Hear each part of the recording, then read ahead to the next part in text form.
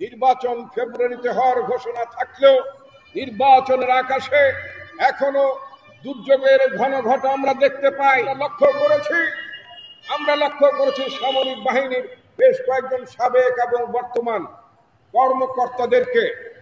তাদেরকে চিহ্নিত করা হয়েছে, যারা মানবাধিকার লঙ্ঘনের দায়ে যারা জড়িত ছিলেন তাদের বিচারকে ত্বরান্বিত করতে হবে।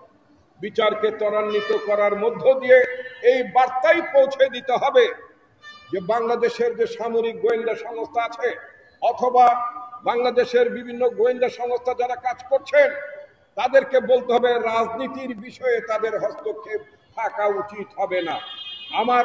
আমি ধারণা করতে পারি যে 5 জন ডিজিএফআই সাবেক মহাপরিচালক মানবাধিকার লঙ্ঘন গুম খুনের সাথে যারা জড়িত হওয়ার অভিযোগে যাদের নাম উঠে এসেছে, এই ঘটনার পরিপ্রেক্ষিতে এই সমস্ত প্রতিষ্ঠানে যারা ভবিষ্যতে দায়িত্বপ্রাপ্ত হবেন তারা নিশ্চয়ই কোনো রাজনৈতিক সরকারের অথবা যে কোনো সরকারের কিরণক হিসেবে তারা ভবিষ্যতে ভূমিকা পালন করবেন না।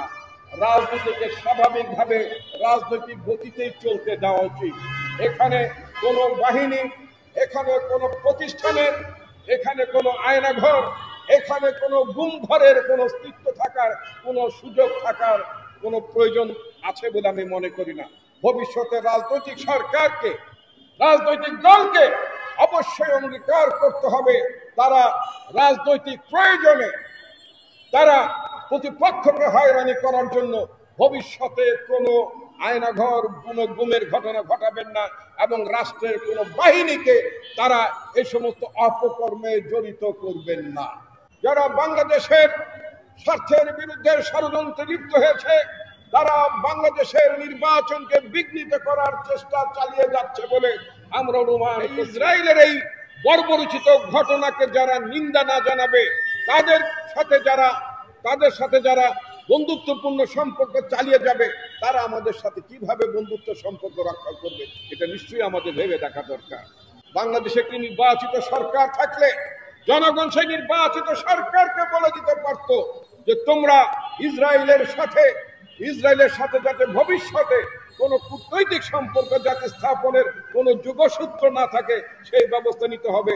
তার প্রথম কাজ হবে বাংলাদেশের পাসপোর্ট থেকে ইসরায়েলে ভ্রমণের শব্দটি একেবারে নিষেধাজ্ঞা আকারে সেটা আবার নতুন করে প্রতিস্থাপন করতে হবে। বন্ধুগণ, আপনারা জানেন আমাদের দেশে নির্বাচন অত্যন্ত সন্নিকটে। দেশ জাতি নির্বাচনের জন্য মুখ হয়ে আছে। বাংলাদেশে এখন যে সংকটটি চলছে, বাংলাদেশের স্বাধীনতা, বাংলাদেশের সার্বভৌমত্ব নিয়ে যারা এখনো নানা ধরনের খেলা খেলছে, যে সমস্ত আঞ্চলিক শক্তি এবং বিশ্বের পরাশক্তি যারা বাংলাদেশের স্বার্থের বিরুদ্ধে ষড়যন্ত্রে লিপ্ত হয়েছে তারা বাংলাদেশের নির্বাচনকে বিঘ্নিত করার চেষ্টা চালিয়ে যাচ্ছে বলে আমরা অনুমান করছি। যদিও প্রফেসর মোহাম্মদ ইউনূসের সরকার স্পষ্ট ভাষায় বলে দিয়েছেন নির্বাচন আগামী ফেব্রুয়ারিতেই হবে। নির্বাচন ফেব্রুয়ারিতে হওয়ার ঘোষণা থাকলেও নির্বাচনের আকাশে এখনো দুর্যোগের ঘনঘটা আমরা দেখতে পাই।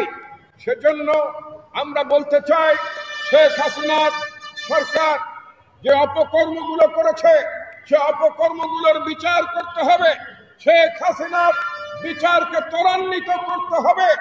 যারা বাংলাদেশে খুন গুমের সাথে জড়িত, যারা বাংলাদেশের বিভিন্ন হত্যা বিরোধী রাজনৈতিক পক্ষকে যারা হত্যার সাথে জড়িত ছিল, সেটা সামরিক বাহিনীর সদস্য হোক অথবা বেসামরিক বাহিনীর সদস্য হোক, তাদেরকে চিহ্নিত করে বিচারের আওতায় আনতে হবে।